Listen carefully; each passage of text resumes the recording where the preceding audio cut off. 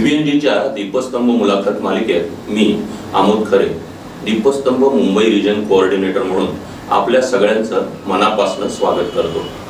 एखादा व्यवसाय यशस्वी होतो त्यावेळी त्याची मेहनत, हुशारी ही तर असतेच, पण त्याबरोबर आपल्याला नेमकं काय करायचंय हे माहीत असणं, याची विजन सुस्पष्ट असणं हे देखील तितकंच महत्त्वाचं आहे. आज आपण इम्पोर्ट एक्सपोर्ट क्षेत्रातल्या अशाच एका पॅशनेट आणि विजनरी पर्सनॅलिटीला भेटणार आहोत. सरांचा इम्पोर्ट एक्सपोर्ट क्षेत्रातला अनुभव खूप मोठा आहे. जगातल्या बहुतेक देशांबरोबर त्यांचा व्यवसाय चालतो. आज आपण त्यांच्या व्यवसायाचा प्रवास जाणून घेणार आहोत. तेव्हा आपण स्वागत करूया आदिश इम्पेक्स प्रायव्हेट लिमिटेडचे शशांक पेंडसे यांचं. नमस्कार शशांकजी. नमस्कार सर. आज दीपस्तंभ या आमच्या मुलाखत मालिकेमध्ये मी आपलं मनापासून स्वागत करतो. आज आपल्या व्यवसायाचा प्रवास आमच्या प्रेक्षकांसाठी आपण उलगडण्याचा प्रयत्न करणार आहोत. सर, व्यवसाय करायचंच असं काही पक्कं ठरलेलं होतं का? आणि जर ठरलं असेल तर नक्की त्यामागे प्रेरणा तरी काय होती?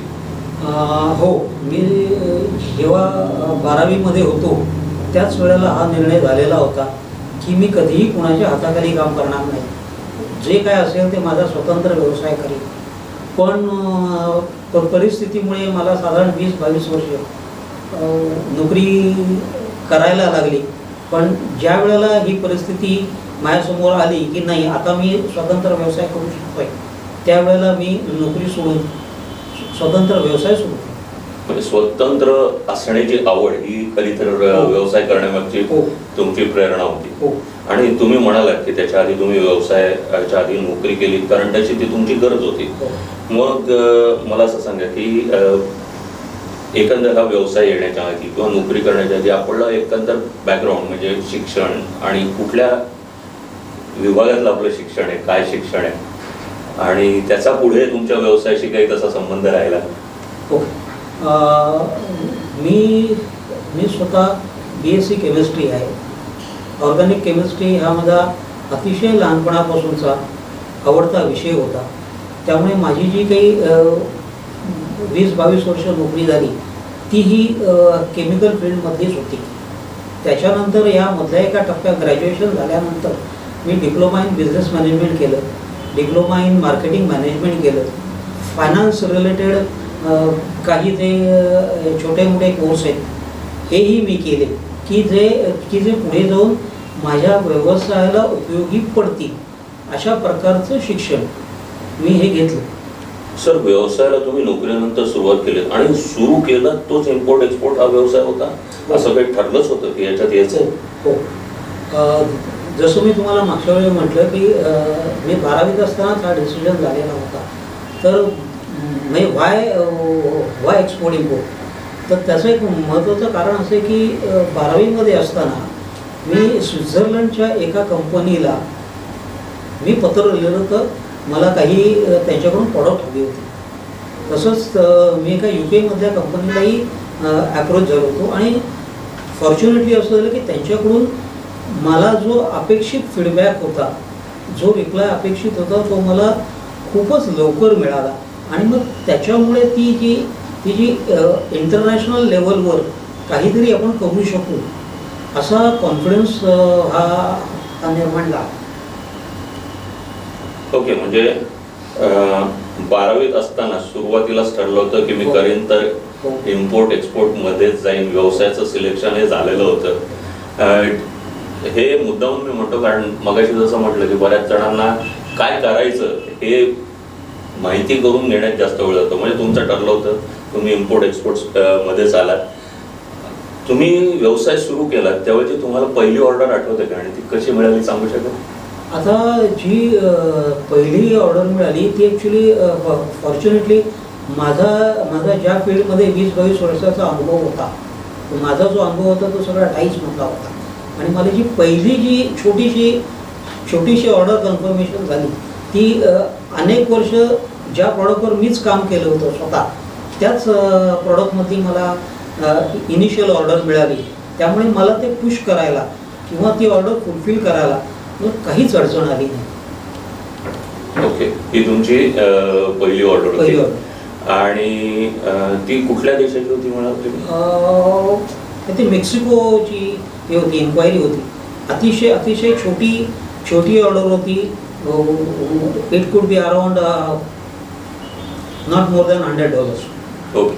आणि आज आता या घडीला तुमचा किती देशांबरोबर साधारण व्यवसाय आहे? साधारण 80 देशांमध्ये आमचा प्रेझेन्स आहे. Great great.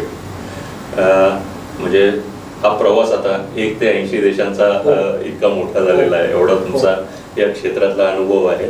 तर मला लागूनच याला हा प्रश्न विचारायला आवडेल, कारण आज व्यवसायाचा प्रकार बघितला आपण, इम्पोर्ट एक्सपोर्ट म्हणून असं म्हणतात की भारत जास्त इम्पोर्ट करतो, एक्सपोर्ट कमी करतो.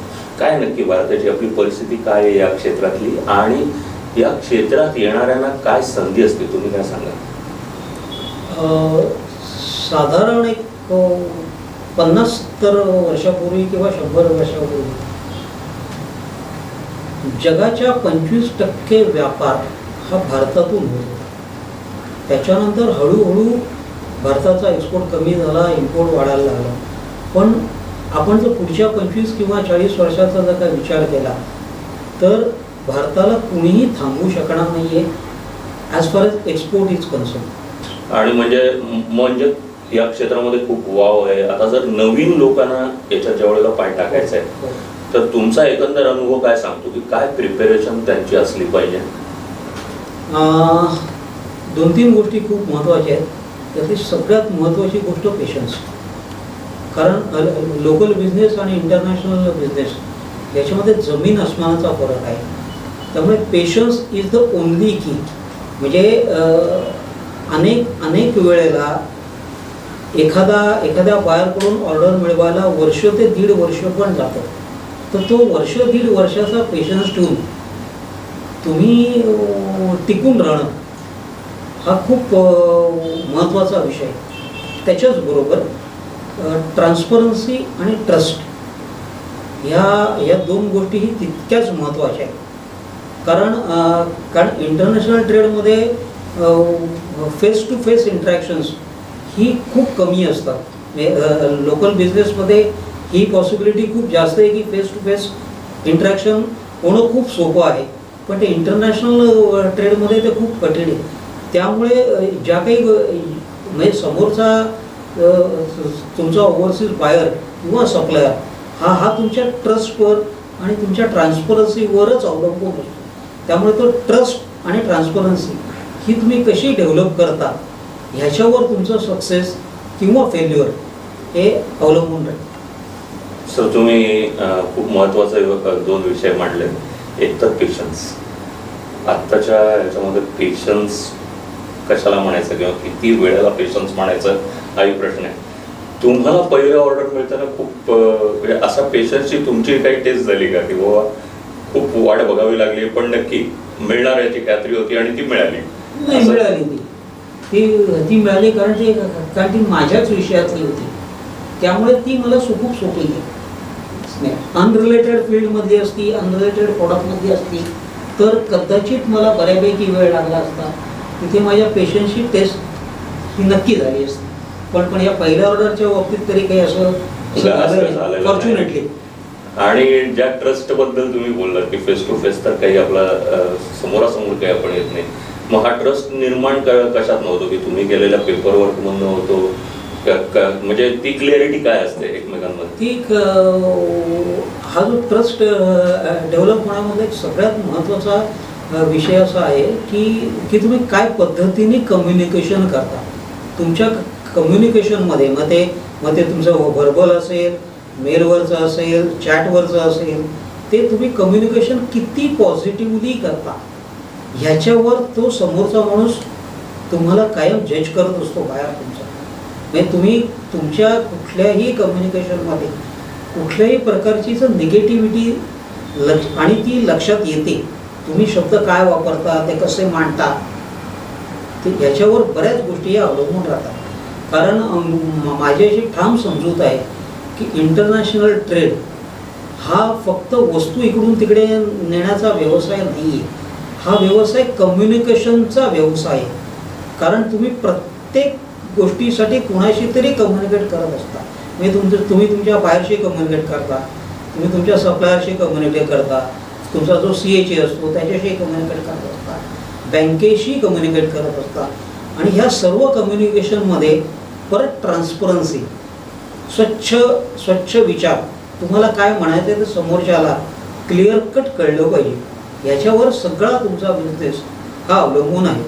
माझ्या सुदैवाने मला कायम ॲडव्हान्स पेमेंट देणारे बायर्स हे मिळत गेलेले आहेत. ह्याचं एक कारण असू शकेल की the way we communicate with our buyers. Correct. फार महत्त्वाच्या 2 गोष्टी तुम्ही आज मांडल्या. निश्चित हे फार महत्त्वाचं आहे नवीन येणाऱ्या व्यावसायिकांसाठी.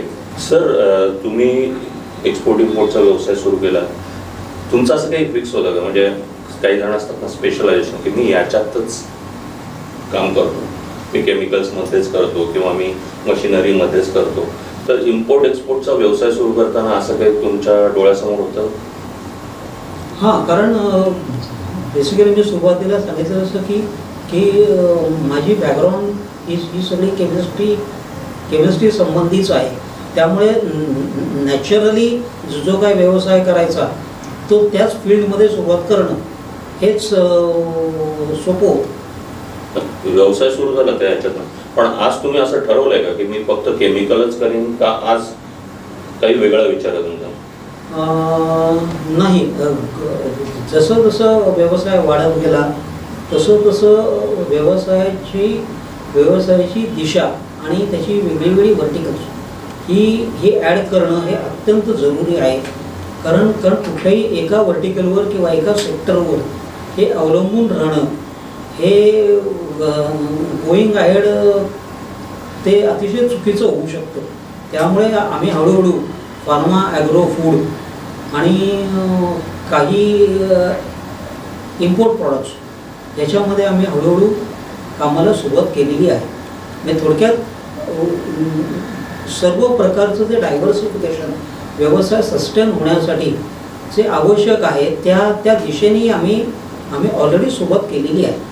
येस, तोच मला विषय मांडायचा अपेक्षित होता याच्यात. कारण सर्वाईव्ह करणं आणि टिकून राहणं आजच्या याच्यात एकाच गोष्टीवरती पॉसिबल नाही. बऱ्याच जणांच्या याच्यातले बरेच मतप्रवाह आहेत. त्यामुळे त्याच्यातला तुमचा विचार एक मला जाणून घ्यायचा होता.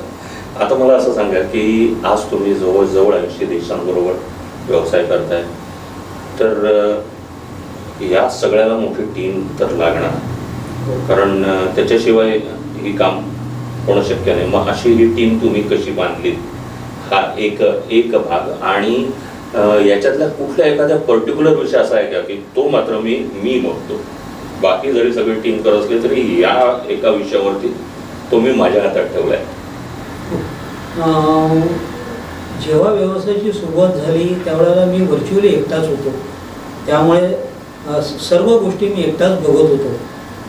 आणि हळूहळू जसा जसा व्यवसाय वाढत गेला तसे एक टीम मेंबर्स आम्ही ॲड करायला सुरुवात केली.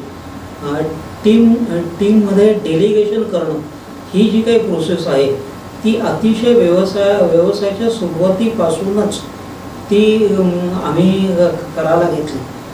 त्यामुळे आज आम्ही ह्या एका विशिष्ट टप्प्यापर्यंत पोचू शकलो. आता आम्ही साधारण 10 जणांची आमची टीम आहे. त्याच्याचबरोबर आम्ही चार एक्सपर्ट लोकांचा ॲडवायझरी बोर्ड हे आम्ही एस्टॅब्लिश केलेलं आहे की व्यवसायाची पुढची दिशा काय असावी, कशी असावी, त्याच्या सगळ्यामध्ये प्रोस कॉन्स काय असावे. कारण या ज्या 4 व्यक्ती आहेत हे 4ही व्यक्ती त्यांच्या फील्डमधल्या 25 ते 30 वर्ष अनुभव असलेल्या व्यक्ती आहेत. याच्यामध्ये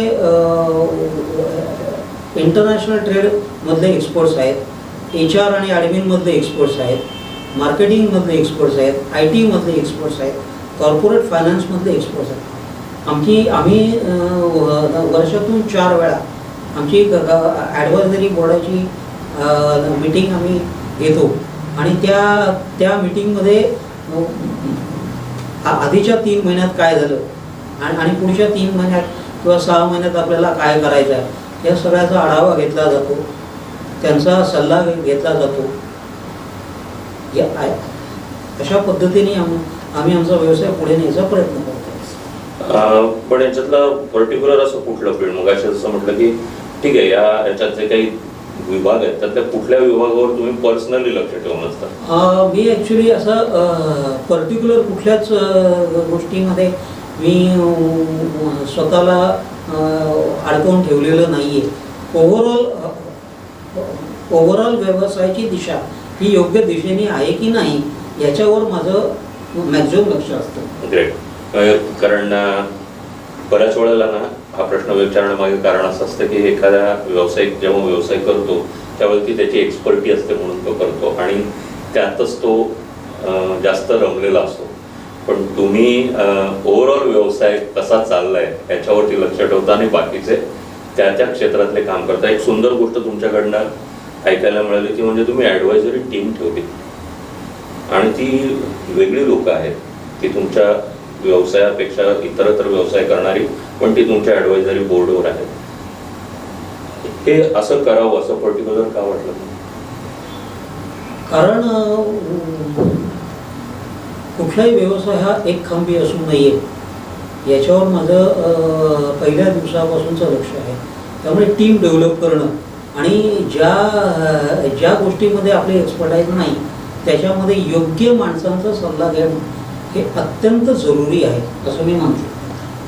म्हणजे कुठलाही इगो आपल्या व्यवसायात येता कामा नये हे मेन सूत्र आहे. मला सगळं येतं या भूमिकेतून जेव्हा आपण बाहेर पडतो त्याच वेळेला ही गोष्ट होऊ शकते, नाही तर नाही होऊ शकत. सर यासाठी मार्केट सर्वे खूप करावा लागेल सर. म्हणजे आता आत्ताच्या भाषेत मार्केट सर्वे म्हणा किंवा मार्केटचा अभ्यास म्हणा, सतत बदलणारं सगळं मार्केट आहे. म्हणजे काही घडामोडी घडतात आणि मार्केटवरती परिणाम होतो. पण या सगळ्याचे तुम्ही अपडेट्स ठेवण्याची तुमची काही सिस्टम? आता मी जसं मगाशी सांगितलं असं ती जे आमचा जो ॲडवायझरी बोर्ड आहे याच्यामध्ये प्रत्येक विषयातले एक्सपर्ट असल्यामुळे त्यांच्याकडून आम्हाला कायम फीडबॅक मिळत असतात. त्याच्यानंतर जी वेगळी गव्हर्नमेंटने एस्टॅब्लिश केलेली एक्सपोर्ट प्रमोशन काउन्सिल्स आहे, उदाहरणार्थ फार्माक्सिल आहे, केमिक्सिल आहे, स्पाइस बोर्ड आहे, टी बोर्ड आहे, ही सगळी ऑर्गनायझेशन वेळोवेळी वेगवेगळ्या प्रकारचे रिपोर्ट्स, वेगवेगळ्या कंट्रीचे रिपोर्ट्स, जी मार्केट पोटेन्शियल जी काय आहे ती एक्सपोर्ट पोटेन्शियल काय आहे, कुठे काय होऊ शकतं किंवा काय ऑपॉर्च्युनिटी आहेत याचे रिपोर्ट्स कायम अवेलेबल असतात. याचा आम्ही अभ्यास करतो मुख्य म्हणजे. ग्रेट. सर आपल्या व्यवसायामध्ये जनरली व्यवसाय म्हटला की पैसा आलाच, पण आपला इम्पोर्ट एक्सपोर्टचा व्यवसाय तर पैशाची गुंतवणूक फार जास्त होत असेल किंवा लागत असेल असं म्हणून.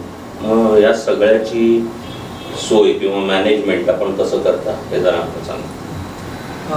मी जसं सुरुवातीला सांगितलं की माझ्या सुदैवाने मला ॲडव्हान्स पेमेंट देणारे बायर्स हे कायम मिळत गेले आणि आजही मिळत आहेत.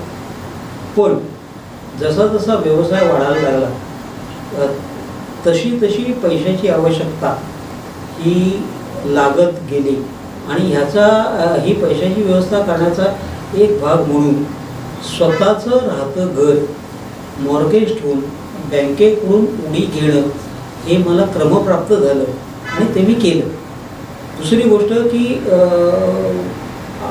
कोण बायर आहे, तो कुठल्या कंट्रीचा आहे, तो किती क्रेडिट वर्दी आहे, ह्या सगळ्या गोष्टींचा आढावा घेऊनच त्या बायरकडून ॲडव्हान्स पेमेंट घ्यायचं. एल सीच्या माध्यमातून काम करायचं का त्या बायरला 30 दिवसाचं किंवा 60 दिवसाचं क्रेडिट द्यायचं, हे सगळे निर्णय त्या विशिष्ट बायर, विशिष्ट कंट्री, तिकडची सामाजिक परिस्थिती, आपल्याला मिळणारं मार्जिन, प्रॉडक्ट काय, ह्या अनेक गोष्टींचा विचार करून हा निर्णय घेणं हे आवश्यक असतं. सर आतापर्यंत आपण जेवढे प्रश्न बघितले, तुमची एक लाईन कायम होती ती म्हणजे विश्वास अर्हता. की ट्रस्ट असेल तर सगळ्या गोष्टी घडतात. समोरून पैसे येणं किंवा देणं काही असू दे, ट्रस्ट हा महत्वाचा. तर आता याच्या पुढे पुढचा प्रश्न मला लगेच असं विचारायला आवडेल की जसं हे झालं की बायर आणि याच्याबद्दल, आता ही सगळी जी टीम आहे तुमची किंवा तुमच्याकडे काम करणारी माणसं आहेत, हा सगळ्यांचा ना आज व्यवसायामध्ये रड असते की अरे चांगली माणसं मिळत नाही, चांगलं काम होत नाही. तुमचा अनुभव काय आहे तुमच्या स्टाफमध्ये?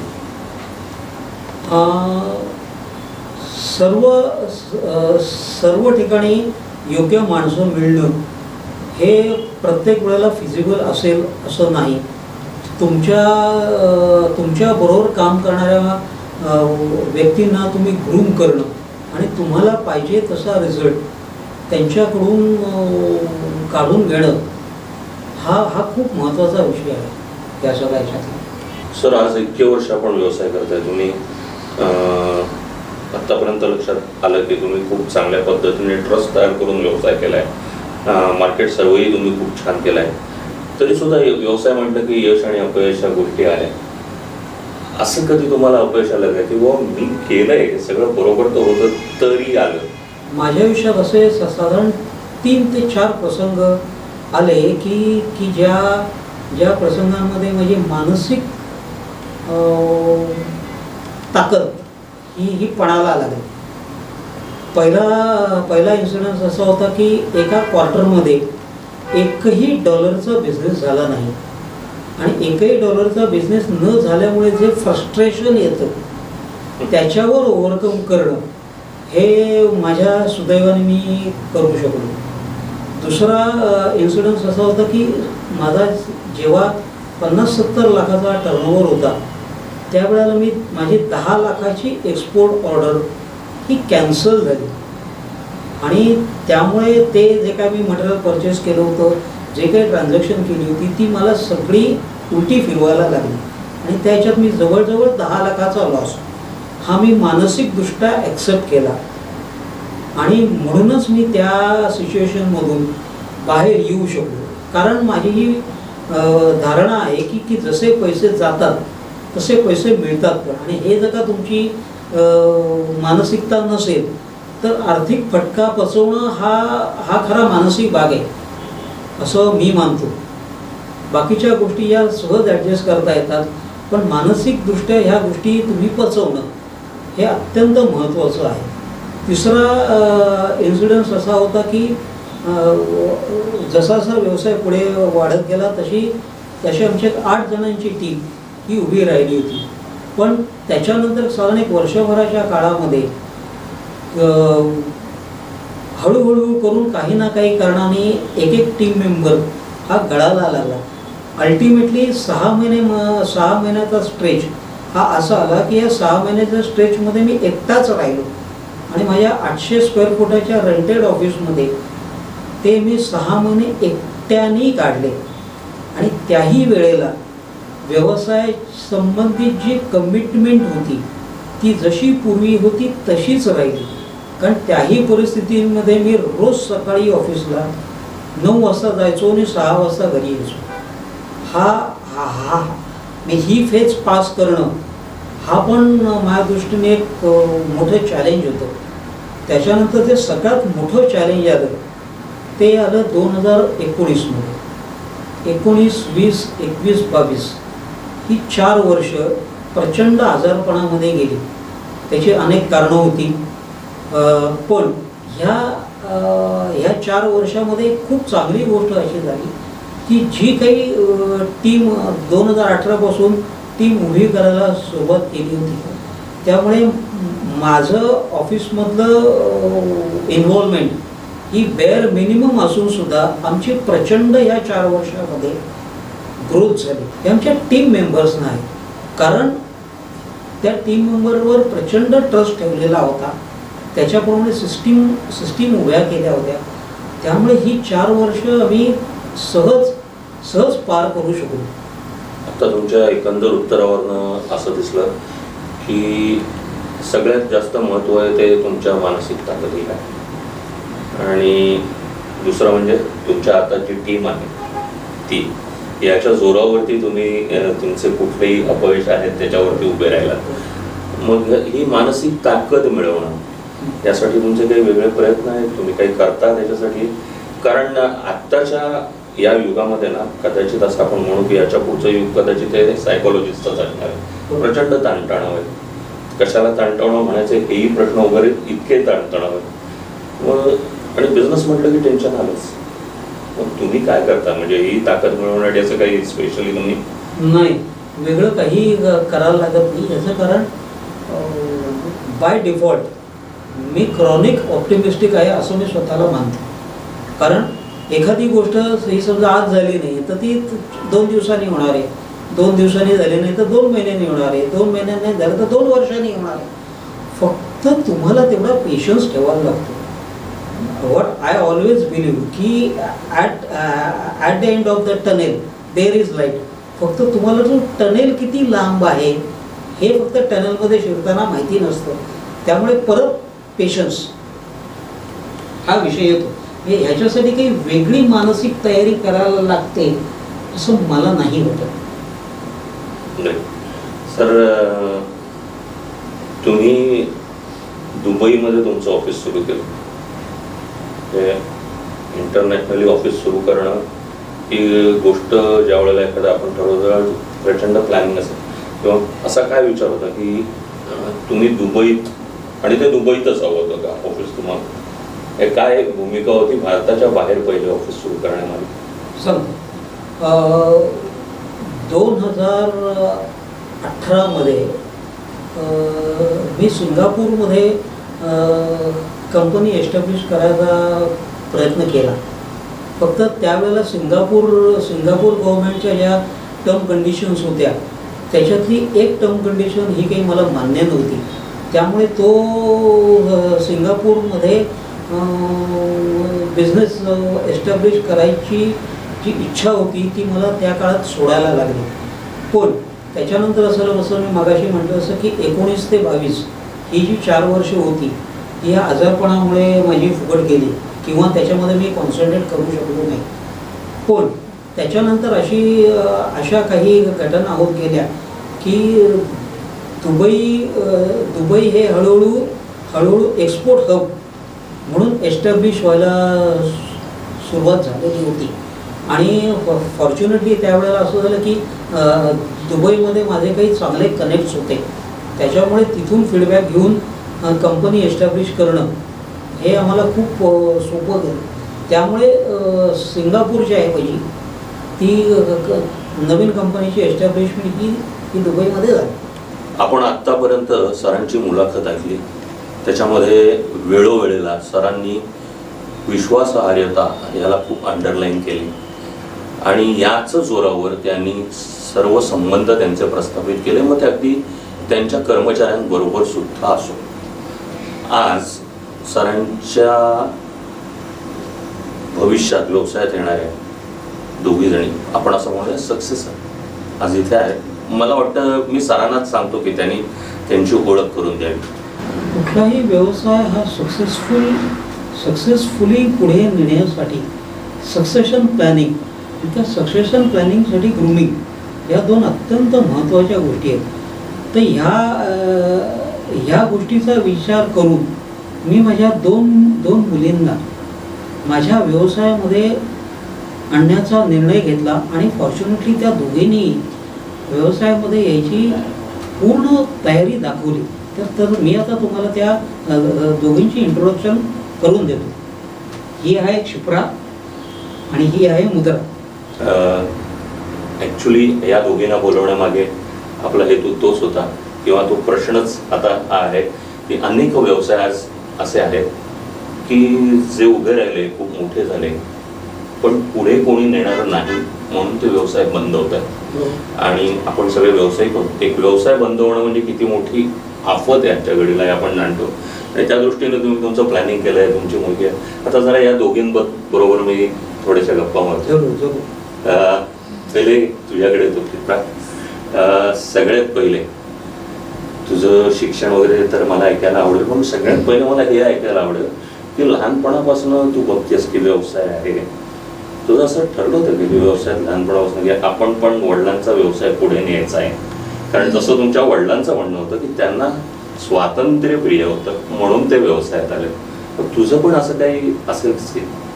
माझं बऱ्यापैकी थिंकिंग त्यांच्यासारखं आहे.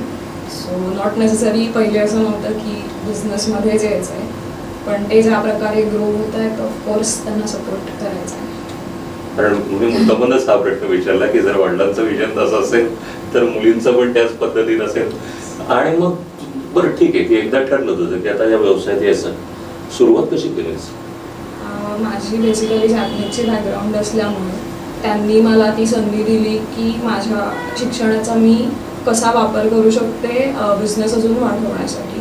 सो मी जॅपनीज स्टेशनरीचा इम्पोर्टपासून सुरुवात केली, त्यांच्याबरोबर काम करायला.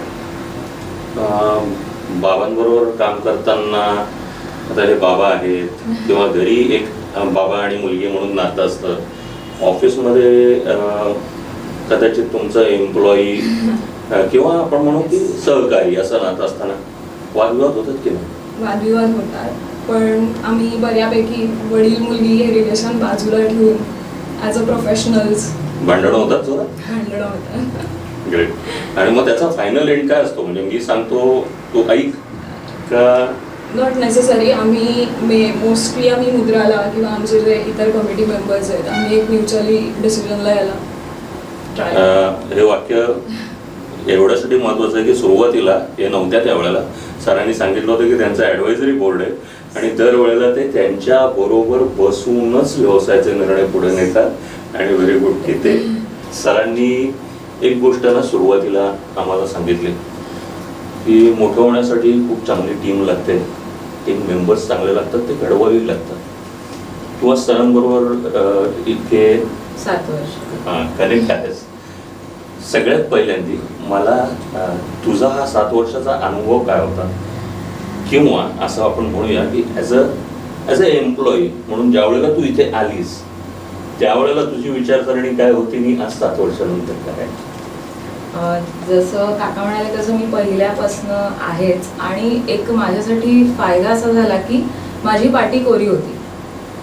म्हणजे माझ्याकडे काहीच आधीच्या जॉब म्हणा किंवा आधी कुठे काम केलेल्याचं बर्डन किंवा बॅगेज नव्हतं. त्यामुळे मी जे शिकले ते काकांकडनं शिकले. त्यांनीच मला पूर्णपणे व्यवसाय कसा करावा किंवा काय आपले प्रिन्सिपल्स असावे हे त्यांनीच शिकवलं.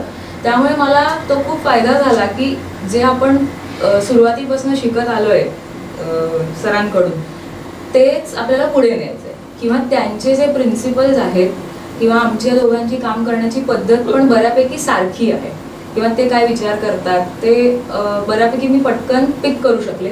आणि त्यांनी प्रचंड काम करताना फ्रीडम दिला की मी ज्या पद्धतीने काम करतो त्याच पद्धतीने तू केलं पाहिजेस असं नाही, तू एक्सपेरिमेंट कर, तू तुझ्या पद्धती वापरून बघ, तू चूक आणि त्यातनं तू शिक. मला एक्झॅक्टली हाच पॉइंट विचारायचा होता की चूक करण्याची किती परमिशन होती? चूक करण्याचीच परमिशन होती. हो खरंच सांगते. कारण हा म्हणजे काही ऑफिसेसमध्ये असतं ना की आपण SOP म्हणतो त्याला की ह्या पद्धतीने आलं की ह्या पद्धतीनेच पुढे जायचं.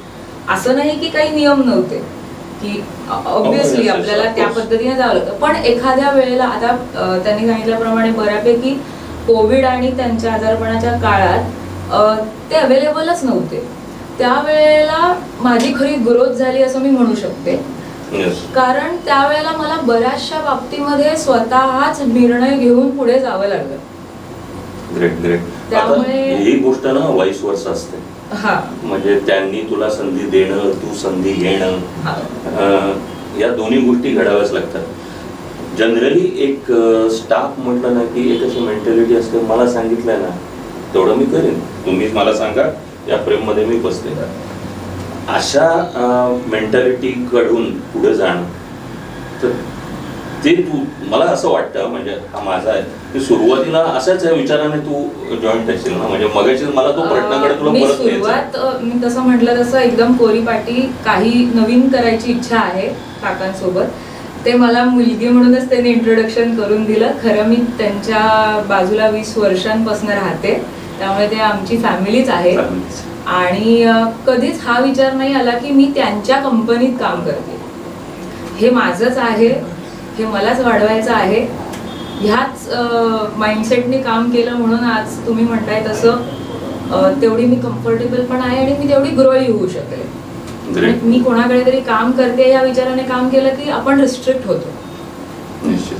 मग तुझी पार्टी कोरी होते, मग या इकडे आल्यावर काही तू म्हणजे त्या इम्पोर्ट एक्सपोर्ट मधलं काही शिक्षण घेतलंस? हो, मी बेसिकली एम.कॉम केलं. हं. त्यानंतर जेव्हा विचार केला ह्या फील्डमध्ये आपल्याला काम करायचंय तर थोडं एक फॉर्मल एज्युकेशन सुद्धा घ्यायला हवं, म्हणून मी इंटरनॅशनल ट्रेडमधले काही कोर्सेस केले ज्याचा मला उपयोग झाला. पण प्रॅक्टिकल नॉलेज जे मिळालं त्यांच्याबरोबर काम करताना तेही तेवढंच इम्पॉर्टंट होतं असं मी समजते. आता तुमच्या दोघींसाठी एक कॉमन प्रश्न बरं का, जनरली ना ही काय म्हणतात जनरेशन गॅप ही पिढ्यानपिढ्या चाललेली आहे. असं नाही की ती आज आहे, पण प्रत्येक पिढीला असं वाटतं की ही माझ्याच बाबतीत फार मोठी झालेली आहे. तुम्हाला असं कधी जाणवतं का की म्हणजे बाबा काय सांगताय, आपलं काय हे नाही, काहीतरी वेगळं करायचं, असं होतं? काही बाबतीत होतं असं, काही काय म्हणू आपण त्याला, एखाद्या प्रॉब्लेमला ते वेगळ्या पद्धतीने बघतात, आम्ही वेगळ्या पद्धतीने बघतो. पण मोर ऑर लेस आमच्या तिघांची विचार करण्याची पद्धत सारखी असल्या कारणाने बऱ्यापैकी एका गोष्टीवरती हा येतो. आणि नाही म्हटलं तसं नाही जमलं तर ऍडवायझरी कमिटी आहे, कमिटीचा आम्हाला खूप त्यांना जास्त फायदा होतोय. ओके, म्हणजे असं या गोष्टीचा तुम्हाला एक थोडा ऍडव्हान्टेज मिळतो की तिघांमध्ये सॉल्व्ह होत नसेल तर त्यांना पण इन्फॉर्म. सो एक थर्ड पर्सन पर्स्पेक्टिव्ह आम्हाला Correct, मिळतो, जो खूप महत्वाचा आहे. कारण मे बी आम्ही एकाच विषयावर सतत विचार करत राहिल्यामुळे आम्ही बायस्ड होतो कधी कधी. येस, तर तिसरा माणूस असला की तो ह्या गोष्टीकडे तटस्थपणे बघतो, त्याच्यामुळे नॅचरली आम्हाला पटकन सोल्युशन्स. हे सरांची विजन आहे खरी तर. ते बोर्ड मगाशी म्हटलं तसं सर तुम्ही आपल्याला प्लॅन आता कोइन्सिडेंटली कंटिन्यू होते. या कंटिन्युएशनवर मी एक गोष्ट अजून ॲड करू इच्छितो की वी ऑल बिलीव्ह की what is good for company that decision to be taken. मला काय वाटतं आणि मला चुकीचं वाटतं का नाही, what is good for a company. Company पहिले. Yes, company first. Company first. Yes. Correct. तू व्यवसायात आहेस सरांबरोबर, पण तुझ्या अशा काही वेगळ्या कॉपी म्हणजे समजा नसती झालीस व्यवसाय, काहीतरी वेगळंच केलं असतं ना, नक्की काय केलं असतं? ॲक्च्युली त्यांनी मला हीच अपॉर्च्युनिटी दिली की मी माझी हॉबी बिझनेसमध्ये कन्वर्ट करते. सो म्हणजे मी जॅपनीज शिकत होते, सो मी मुळातच त्या देशाशी त्या कल्चरशी खूपच कनेक्टेड होते. आणि मे बी मी दुसरीकडे कुठे जॉब करत असते तर माझे स्किल्स मे बी रेस्ट्रिक्ट झाले असते, पण त्यांनी माझ्यासाठी तो प्लॅटफॉर्मच क्रिएट केला आहे की मी लँग्वेजचा यूज करून मला ॲक्च्युली ज्या गोष्टीची आवड आहे ते पुढे बिझनेस म्हणून कंटिन्यू करू शकतो. आणि म्हणजे ही संधी आय एम नॉट शुअर किती लोकांना मिळते, पण मला खूप म्हणजे वास्ट ब्लेस्ड असणं म्हणून एरिया मिळाला आहे टू एक्सप्लोअर. ग्रेट. जाता जाता तो तुम्हाला तिघांना असा प्रश्न विचारेन की तुमच्या काही विश लिस्ट असतील तर आम्हाला सांगा. म्हणजे व्यवसाय म्हणून विश लिस्ट असेल किंवा ॲज अ सेपरेट पर्सन म्हणून माझी एक विश लिस्ट आहे, असं काही सांगा. Going ahead, Adish Impex should be a multi-location, Yes. multi-product and multi-dimensional organization. Great. या दिशेने आम्ही ऑलरेडी प्रवास दुबईमध्ये आम्ही जेव्हा गेलो त्यावेळेला या प्रवासाचे पहिलं पाऊल हे टाकलेलं आहे. आणि going ahead we are very sure within next 10 to 12 years आम्ही बऱ्यापैकी फुटप्रिंट्स हे वेगवेगळ्या जगाच्या कोपऱ्यात आम्ही उभे करू शकू अशी खात्री आहे आणि इच्छा तर निश्चित आहे. Great great great sir. तुझ्याकडे सिद्धार्थ. मला विचाराल तर बाबांचं जे विजन आहे की आपल्याकडे डायव्हर्सिटी असली पाहिजे, सो वेगवेगळे डिपार्टमेंट्स ग्रो करता आले पाहिजे. तर माझा पर्सनली ह्याकडे फोकस आहे की आपण प्रत्येक गोष्ट किती मुळापासून जाऊन स्ट्रॉंग बनवून शिकून ग्रो करू शकतो. ही व्यवसायाची झाली. पर्सनल काय? पर्सनली डेफिनेटली मला जपान बरोबर जितका जास्त अजून कनेक्ट वाढवता येईल, आपले बिझनेस रिलेशन किती जास्त ग्रो करता येतील, तो माझा एक पर्सनल इंटरेस्ट आहे. ग्रेट. तुमच्याकडे तुमच्या मॅडम. ॲक्च्युली मेन तर त्यांनी सांगितलंच की जे काय मल्टी लोकेशन आणि मल्टी डायमेन्शनल हे करायचं आहे. आणि मी तर माझी पर्सनल आणि प्रोफेशनल दोन्ही एकच विशलिस्ट आहे की जी जबाबदारी मी घेणार आहे इन फ्युचर आम्ही दोघी घेणार आहोत ती व्यवस्थित आम्ही म्हणजे काकांची जी स्वप्न आहेत 1 स्टार एक्सपोर्ट हाऊस मिनिमम करायचं आहे आम्हाला पुढच्या 5 वर्षात ते स्वप्न पूर्ण करायचा प्रयत्न आम्ही नक्की करू. Great great. मित्रांनो, हे विचारण्यामागे मूळतः संकल्पना अशी होती की विशलिस्ट असणं, स्वप्न असणं आणि जसं सुरुवातीला मी म्हटलं की व्यवसायात येताना विजन क्लिअर असणं की काय करायचं आहे. आज ही विशलिस्ट ऐकायला तुम्हाला पुन्हा पुन्हा ते अंडरलाईन होताना दिसतं. सर सुद्धा हेच सांगतायत, त्याच्यातनं त्यांची विजन कळते की विजन क्लिअर आहे, काय करायचं आहे आणि हीच विशलिस्ट आहे. व्यवसाय म्हणून पण आहे, पर्सन म्हणून पण आहे. त्यांच्या मुलीचंही तसंच आहे. नॉट ओनली दॅट, त्यांच्याबरोबर काम करणारे त्यांचे स्टाफ सुद्धा ह्याच गोष्टी अलाइंड करत आहेत. हे सगळ्यात एका व्यवसायाचं यश असतं ज्या वेळेला सगळेजण एका बाजूने टीम म्हणून चाललेले असतात. सर्व मुलाखत आपली छान रंगात आहे. अजूनही काही प्रश्न निश्चित होऊ शकतात, पण वेळेअभावी आपण याच्या समारोपाकडे जाऊया. ते करताना मला असं विचारायला आवडेल तुम्हाला की तुम्ही BBNG बरोबर असोसिएट आहात. तुम्ही एका आमच्या कॉन्फरन्सचं प्रायोजकत्व पण केलेलं आहे. तर या नवीन आमच्या BBNGच्या या सर्वांसाठी एक यशस्वी उद्योजक होण्याच्या दृष्टीने तुम्ही काही सांगू शकाल? तुम्ही काही असा कानमंत्र देऊ शकाल? कानमंत्र देण्यात का काही मी मोठा आहे असं मला वाटत नाही, पण मी ज्या थॉट प्रोसेसनी, ज्या माइंडसेटनी व्यवसायाला सुरुवात केली, मला असं वाटतं की तीच ह्या सगळ्याची की आहे. जसं मी तुम्हाला सांगितलं, कमिटमेंट, ट्रान्सपरन्सी, ट्रस्ट, ह्या 3 गोष्टीवर कुठलाही आणि कुणाचाही व्यवसाय हा अत्यंत उत्तम प्रकारे उभा राहू शकतो. याच्यामध्ये आपल्या सर्व संभाषणामध्ये एक गोष्ट आपण मिस केली असं मला वाटतं आहे की ती फॅमिली सपोर्ट. 100% सर. कुठल्याही व्यावसायिकाला जर फॅमिली सपोर्ट नसेल तर त्याची किती स्वप्न असू दे, त्याची किती इच्छा असू दे, त्याच्याकडे कुठल्याही प्रकारचे चांगले रिसोर्सेस असू देत, तो फॅमिली सपोर्टशिवाय तो इम्प्लिमेंट करणं हे अत्यंत कठीण होत जातं. त्यामुळे ह्या सगळ्या प्रवासामध्ये मला जो फॅमिली सपोर्ट मिळाला हा मी यशाचं खरं क्रूज 100% हे तिथे आहे असं मी म्हणतो. अगदी खूप महत्त्वाचा पॉईंट तुम्ही अंडरलाईन केलात. आणि मित्रांनो, या सर्व मुलाखतीमधनं आपल्याला दिसलं असेल की सरांनी जी त्रिसूत्री मांडली, ज्याच्यावरती सरांनी आजपर्यंतचा यशस्वी प्रवास केला, हे सर खरंच आजच्या याच्यातला टेकअवे आहे की या 3 गोष्टींवरती जवळजवळ प्रत्येक प्रश्नाची उत्तरं मिळत आहेत. सर, आजपर्यंत आपण खूप चांगल्या पद्धतीने मुलाखत पुढे नेत होतो. अजूनही विचारण्यासारखे बरेच प्रश्न आहेत, पण वेळेअभावी पण इथे थांबतोय. आणि याचा समारोप करताना आमच्या दीपस्तंभाचं एक स्मृतिचिन्ह आपल्याला द्यावं आणि ते देण्यासाठी मी आमचे डायरेक्टर, BBNGचे डायरेक्टर अरविंद कोराळकर इथे आले. तर त्यांना मी ही विनंती करणार आहे की त्यांनी ही ट्रॉफी तुम्हाला द्यावी. शशांक पेंडसेंना गेले मी 20 वर्ष ओळखतो, पण आज इंटरव्ह्यू स्वरूपात त्यांना जाणून घेण्याचा योग आला आणि I am blessed. I came to know in and out Shashank Shende within 1.5 hour. असं मी क्लेम करतोय, मला माहीत नाही पूर्ण कळालं की नाही. मी या निमित्ताने सांगतो की त्यांनी त्यांची बास्केट ओपन केलेली आहे आपल्यासमोर. जे पोटेन्शियल व्यावसायिक त्यांच्या निकषामध्ये बसणारे असतील व्यवसाय एक्सपोर्ट करण्यासाठी, त्यांनी पेंडसेसाहेबांना कॉन्टॅक्ट करावा. तुम्हाला देश विदेशात घेऊन जाण्याची संधी ते तुम्हाला उपलब्ध करून देतील. So I would like to thank Shashank Pendse sir for this great interview. आणि सगळे जे हा इंटरव्ह्यू बघतील यूट्यूबच्या चॅनलवर अपलोड झाल्यावर, त्यांना सगळ्यांना माझी विनंती असेल की हा इंटरव्ह्यू पूर्ण बघा, लाईक आणि शेअर करा. Thank you sir.